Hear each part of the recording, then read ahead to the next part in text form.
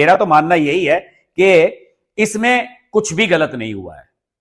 ये कठमुल्लापन है, जिसे कहते हैं ना कि कट्टरपन है, उस तरह के कट्टरपन को बढ़ावा दिया जा रहा है और कुछ नहीं है। मीरवाइज उमर फारूक जो कल तक अलगाववादियों के साथ बैठा करते थे, सज्जाद लोन जैसे नेता इसकी आलोचना कर रहे हैं कि साहब उमर अब्दुल्ला के शासनकाल में ऐसी घटना हो गई। उमर अब्दुल्ला वैसे तो लंदन में पले बड़े हैं, अक्सर उनका समय लंदन में गुजरता था जब वो राजनीति से बाहर हो जाते थे या उनकी सरकार चली जाती थी। लेकिन यहां पर अब पूरे कठमुल्लाओं के दबाव में आ गए हैं, कह रहे हैं कि हम इसको दिखवाएंगे कि आखिरकार ऐसा आयोजन कैसे हुआ। ये सूफी संतों की जमीन है। मीरवाइज उमर फारूक ने सोशल मीडिया पर लिख दिया कि ये सूफी संतों की जमीन है, इस पर ऐसा काम कैसे हो गया। अरे भैया, कौन सा पाप हो गया?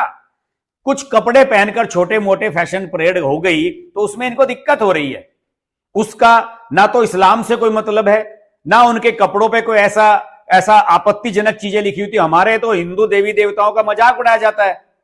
यहां पर टॉप पर और बिकनी पर तस्वीरें तक हिंदू देवी देवताओं की बनवा ली जाती हैं। चप्पलों पर हिंदू देवताओं की तस्वीरें मैंने देखी है फैशन शो में, खूब हंगामे होते हुए देखे हैं।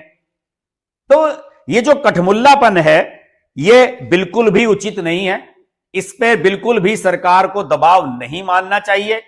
मेरा मानना है कि इसमें उस फैशन ब्रांड शिवानी नरेश जो भी है उसके खिलाफ बिल्कुल भी किसी तरह की कार्रवाई नहीं होनी चाहिए, ना ही उस होटल पर कोई कार्रवाई होनी चाहिए जहां पर यह आयोजन, जिसके बैकयार्ड में या जिसके माध्यम से यह आयोजन किया गया, ये कुछ भी उचित नहीं है।